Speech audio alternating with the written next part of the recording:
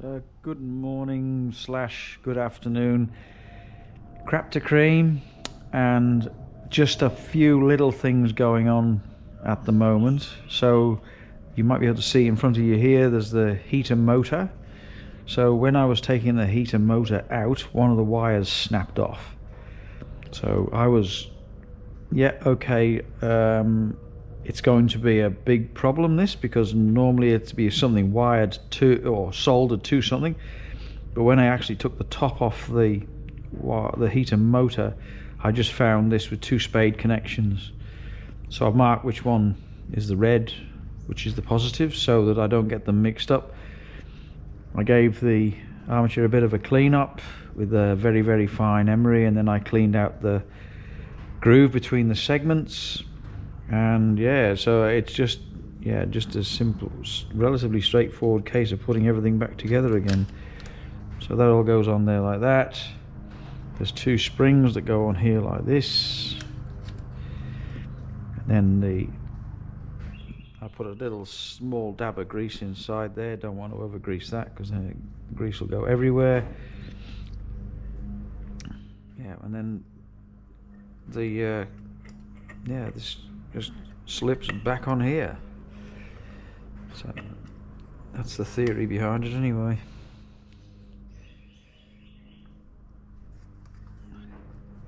Just need to make sure you push the screws back up from underneath.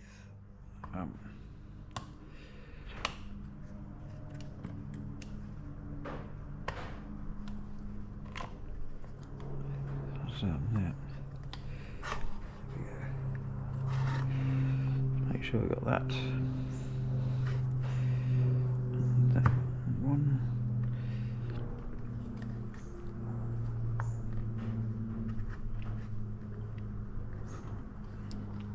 So when you do it, when you're not filming, everything just goes to plan.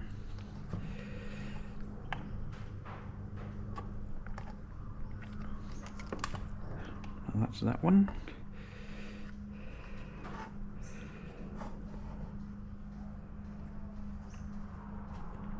That's that one. Just a little bit of spring loading, and then spring washer.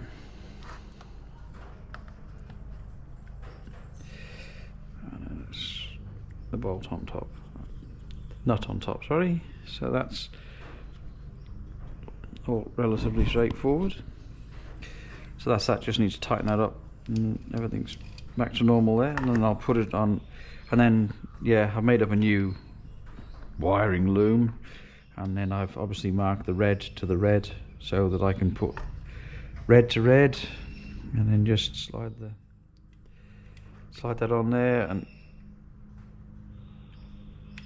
And so the other thing that I found was that I bought some of these, and when I put them in and tightened them up, they just kept on pulling out, so I soldered them back in. And then yeah,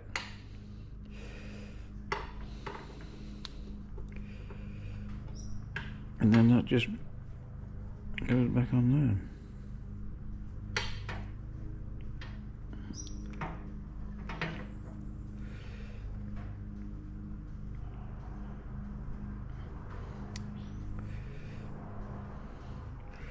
And then that just, yeah, they just slide back in here.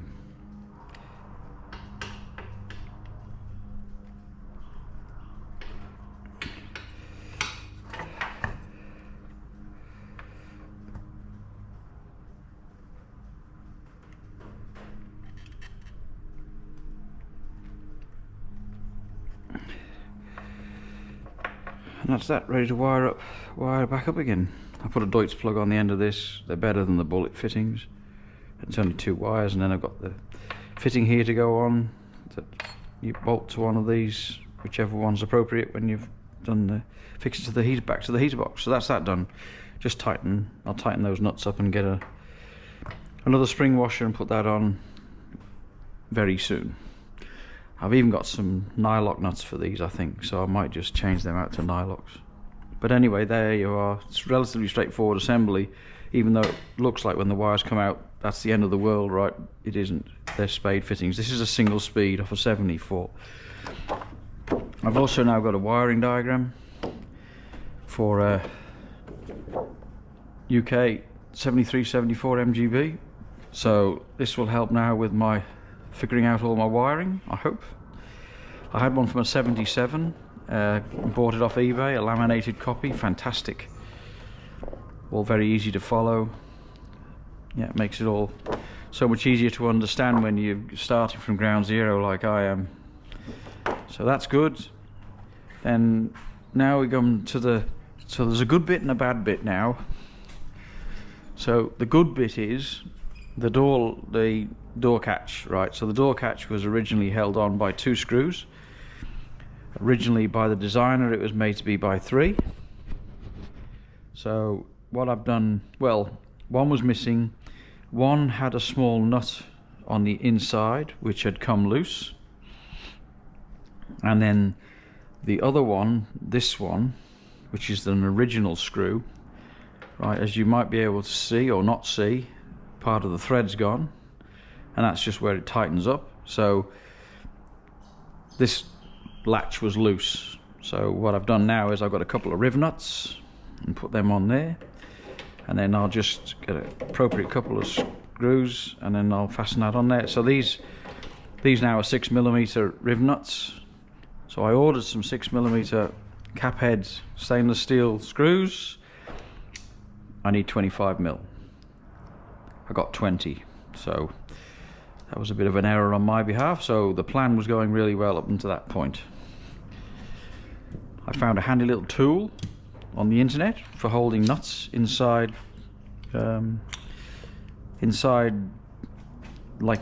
doors and things like that. So just a case of tightening this up. Not that much because that's too small now.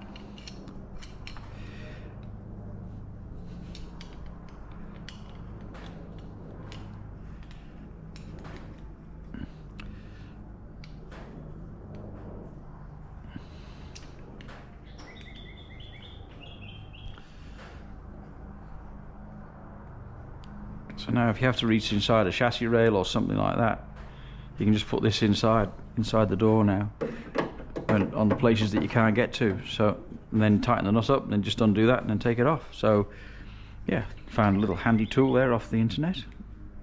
Saves struggling when you don't need to. And inside the pedal boxes, I got this for inside the pedal box so that I can get to some of the nuts inside there.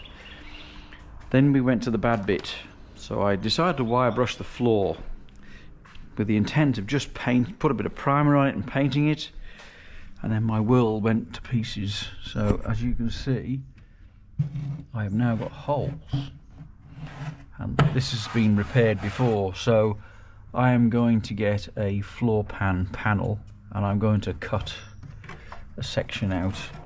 I might even, I'll see how, because back here is okay and that's been repaired, so I might just cut down here and across and up here or something like that and put a patch in. But yeah, it's the usual adage, if you go looking for trouble you usually find it. So the sill's okay, just the floor is not the best. The driver's side is fine. The driver's side looks really good, so it's just some water's got into this side and corroded its way through. So yeah, go looking for trouble, you'll find it, and I did. So that's the end of this little video. My wiring loom has arrived now, so the front to back wiring loom's arrived. So I can start looking at putting that in.